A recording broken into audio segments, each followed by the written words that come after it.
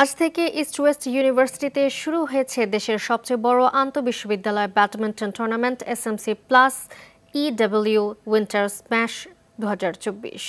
Bangladesh badminton ফেডারেশনের সহযোগিতায় east West university sports club আয়োজিত টুর্নামেন্টটি ইস্ট ওয়েস্ট ইউনিভার্সিটির ক্যাম্পাসেই অনুষ্ঠিত হচ্ছে।